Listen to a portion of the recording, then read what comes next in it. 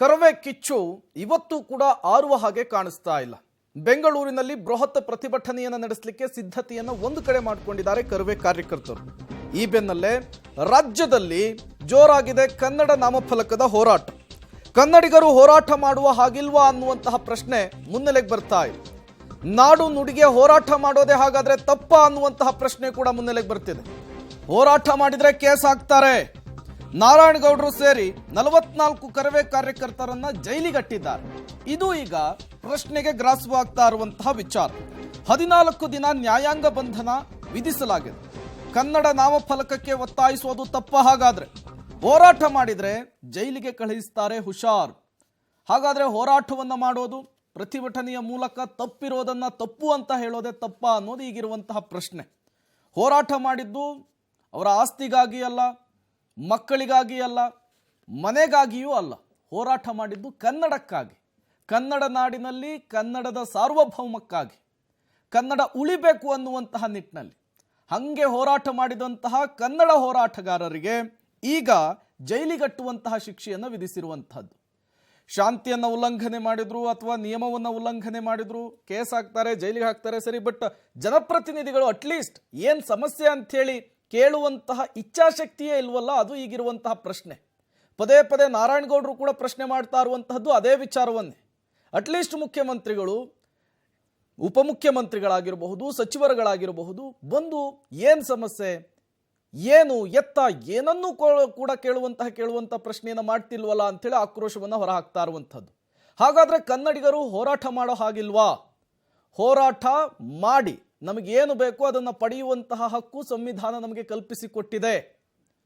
ಆ ಹಕ್ಕೇ ಇಲ್ವಾ ಅನ್ನುವಂತಹ ಪ್ರಶ್ನೆ. ಹೋರಾಟ ಮಾಡಿದ್ರೇನೆ ಜೈಲಿಗಟ್ಟುವಂತಹ ಶಿಕ್ಷೆಯನ್ನು ವಿಧಿಸಲಾಗ್ತಾ ಇದೆ. ನಾಡು ನುಡಿಗೆ ಹೋರಾಟ ಮಾಡೋದು ತಪ್ಪ?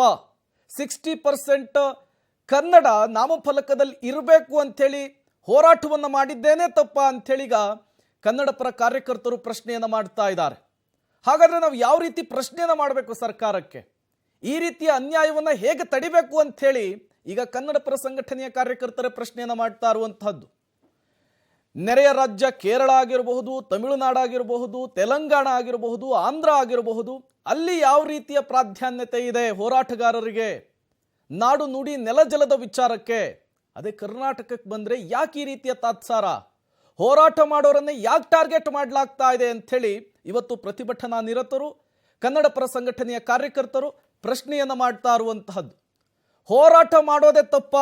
ಹೋರಾಟ ಮಾಡಿಬಿಟ್ರೆ ಕೇಸನ್ನು ಹಾಕಿಬಿಡ್ತಾರಲ್ಲ, ಏನು ಮಾಡಬೇಕು ಅಂತ ಕೇಳ್ತಾ ಇದ್ದಾರೆ. ಹಾಗಾದರೆ ಹೇಗೆ ಅನ್ಯಾಯದ ವಿರುದ್ಧ ಧ್ವನಿಯನ್ನು ಎತ್ತಬೇಕು ಅಂತ ಕೇಳ್ತಾ ಇದ್ದಾರೆ. ಹೇಗೆ ಸರ್ಕಾರವನ್ನು ನಾವು ಪ್ರಶ್ನೆ ಮಾಡಬೇಕು ಅಂಥೇಳಿ ಕನ್ನಡ ಪರ ಸಂಘಟನೆಯ ಕಾರ್ಯಕರ್ತರು ಈಗ ಕೇಳ್ತಾ ಇರುವಂಥದ್ದು. ಸಾರ್ವಜನಿಕ ಆಸ್ತಿ ಪಾಸ್ತಿಗೆ ಧಕ್ಕೆ ತಂದಿರುವಂತಹ ಆರೋಪವನ್ನು ಕನ್ನಡ ಹೋರಾಟಗಾರರ ಮೇಲೆ ಹೊರಿಸಲಾಗಿದೆ. ಅದೇ ನಿಟ್ಟಿನಲ್ಲಿಯೇ ಕೇಸನ್ನು ಕೂಡ ದಾಖಲು ಮಾಡಲಾಗಿದೆ. ನೋಡು, 5 ಸೆಕ್ಷನ್ನಲ್ಲಿ ಕೇಸನ್ನು ವಿಧಿಸ್ತಾರೆ. 283 IPC section, IPC section 188, IPC section 427, IPC section 341, IPC section 353. ಸಾರ್ವಜನಿಕ ನೌಕರರನ್ನು ತಡೆದು ಹಲ್ಲೆ ಮಾಡಿದ್ದಾರೆ, ಬಲಪ್ರಯೋಗ ಮಾಡಿದ್ದಾರೆ ಅಂಥೇಳಿ, ಅಕ್ರಮ ಪ್ರತಿಬಂಧಕಾಜ್ಞೆಯ ದಂಡನೆಯ ವಿಚಾರ, ಹಾನಿ ಮಾಡೋದು, ಸಾರ್ವಜನಿಕ ಆದೇಶವನ್ನು ಉಲ್ಲಂಘನೆ ಮಾಡೋದು ಎಲ್ಲವೂ ಸರಿ. ಹಾಗಾದರೆ ಅನ್ಯಾಯದ ವಿರುದ್ಧ ಹೋರಾಟ ಮಾಡೋದು ಹೇಗೆ? ಕನ್ನಡ ಕಡ್ಡಾಯ ಮಾಡಬೇಕು ಅಂಥೇಳಿ ನವೆಂಬರ್ 1ರಿಂದಲೂ ಕೂಡ ಅವರು ಮನವಿಯನ್ನು ಮಾಡಿದರು, ಜಾಗೃತಿ ಮೂಡಿಸುವಂತಹ ಕೆಲಸವನ್ನು ಮಾಡಿದರು.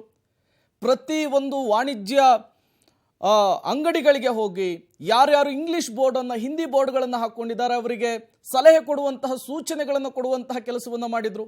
ಆ ಸಂದರ್ಭಕ್ಕೆ ಎಚ್ಚೆತ್ತುಕೊಂಡಿದ್ರೆ ಈ ರೀತಿಯ ಪ್ರತಿಭಟನೆಗೆ ಅವಕಾಶವೇ ಇರ್ತಿರಲಿಲ್ಲ. ಮತ್ತಷ್ಟು ಡೀಟೇಲ್ಸ್ ಅನ್ನು ಕೊಡ್ತಾರೆ ನಮ್ಮ ಕ್ರೈಮ್ ಬ್ಯೂರೋ ಹೆಡ್ ಮುರಳೀಧರ್, ನೇರ ಸಂಪರ್ಕದಲ್ಲಿ ಜಾಯಿನ್ ಆಗಿದ್ದಾರೆ. ಮುರಳಿ, ಕನ್ನಡದಲ್ಲಿ, ಕರ್ನಾಟಕದಲ್ಲಿ ಕನ್ನಡಕ್ಕಾಗಿ ಹೋರಾಟವನ್ನು ಮಾಡೋದೇ ತಪ್ಪ ಅನ್ನುವಂತಹ ಪ್ರಶ್ನೆ. ಈ ರೀತಿಯ ಒಂದಿಷ್ಟು ನಿಯಮಗಳನ್ನು ಉಲ್ಲಂಘನೆ ಮಾಡಿದಂತಹ ಸಂದರ್ಭದಲ್ಲಿ ಕೇಸನ್ನು ಹಾಕ್ತಾರೆ, ಸರಿ. ಬಟ್ ಅಟ್ಲೀಸ್ಟ್ ಜನಪ್ರತಿನಿಧಿಗಳು ಏನು ನಿಮ್ಮ ಸಮಸ್ಯೆ, ಹೋರಾಟದ ವಿಚಾರಕ್ಕೆ ಸಂಬಂಧಪಟ್ಟಂತೆ ಏನೆಲ್ಲ ಮಾಡ್ತಾ ಇದ್ದೀರಿ ಕೇಳುವಂತಹ ವ್ಯವಧಾನವೂ ಕೂಡ ನಮ್ಮ ಜನಪ್ರತಿನಿಧಿಗಳಿಗೆ ಇಲ್ವಲ್ಲ, ಯಾಕಾಗಿ ಅಂಥೇಳಿ ಮುರಳಿ?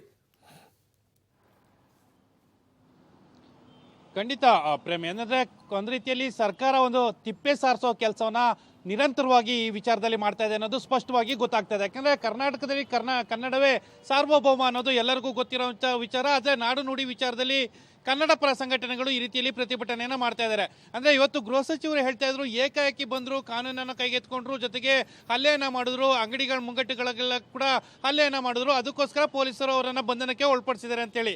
ಅಂದ್ರೆ ನವೆಂಬರ್ 1ನೇ ತಾರೀಕಿಂದ ಇವತ್ತೇನು ನಿನ್ನೆ ಬಂದು ಪ್ರತಿಭಟನೆಯನ್ನ ಮಾಡಿ ಏಕಾಏಕಿ ಗಲಾಟೆಯನ್ನ ಮಾಡಿದಂಥದ್ದಲ್ಲ ಪ್ರೇಮ್. ಇದು ನವೆಂಬರ್ 1ನೇ ತಾರೀಕಿಂದನೂ ಕೂಡ ನಿರಂತರವಾಗಿ ಈ ರೀತಿಯ ಅರಿವನ್ನು ಮೂಡಿಸುವಂತ ಪ್ರಯತ್ನವನ್ನ ಮಾಡಿದ್ರು. ಜೊತೆಗೆ ಡಿಸೆಂಬರ್ 27ರ ಒಳಗಾಗಿ ಸಂಪೂರ್ಣವಾಗಿ ಎಲ್ಲಾನು ಕೂಡ ಏನು ಆಂಗ್ಲ ಭಾಷೆಯಲ್ಲಿದ್ದಂಥ ನಾಮಫಲಕಗಳೇನಿತ್ತು, ನಾಮಫಲಕಗಳನ್ನ ಸಂಪೂರ್ಣವಾಗಿ ತೆರವನ್ನ ಮಾಡಬೇಕು. 60% ಅಷ್ಟು ಏನು ನಾಮಫಲಕ ಕನ್ನಡದಲ್ಲಿ ನಾಮಫಲಕಗಳನ್ನ ಹಾಕೊಳ್ಬೇಕು ಅಂತೇಳಿ ಒಂದು ಸೂಚನೆಯನ್ನ ಕೊಟ್ಟಿದ್ರು. ಈಗಾಗಲೇ ಬಿಬಿಎಂಪಿ ಕೂಡ ಅದರ ಬಗ್ಗೆ ಎಚ್ಚರಿಕೆ ವಹಿಸಿ ಕೆಲಸವನ್ನು ಮಾಡಬೇಕಾಯಿತು. ಬಿಬಿಎಂಪಿ ಇರುವಂತಹ ಕೆಲಸಗಳನ್ನೇ ಕೂಡ ಮಾಡ್ತಾ ಇಲ್ಲ.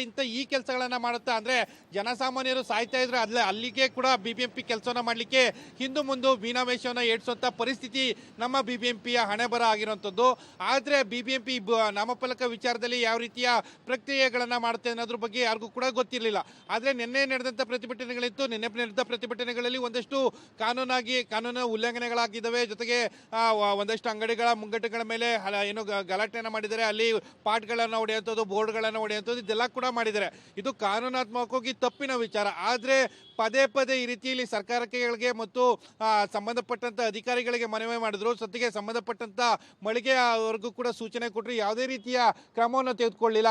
ಇವ್ರ ಪಾಡಿಗೆ ಇವರು ಪ್ರತಿಭಟನೆಯನ್ನು ಮಾಡ್ಕೊಳ್ತಾರೆ, ನಮ್ಮ ಪಾಡಿಗೆ ನಮ್ಮ ಕೆಲಸವನ್ನ ಮುಂದುವರಿಸಬಹುದು ಅಂತೇಳಿ ಇದ್ರು. ಆ ರೀತಿಯ ಪರಿಸ್ಥಿತಿಗಳಿದ್ದ ಹಿನ್ನೆಲೆಯಲ್ಲಿಯೇ ನಿನ್ನೆ ಈ ರೀತಿಯ ಪರಿಸ್ಥಿತಿ ಬಂದಿರುವಂತದ್ದು ಪ್ರೇಮ್.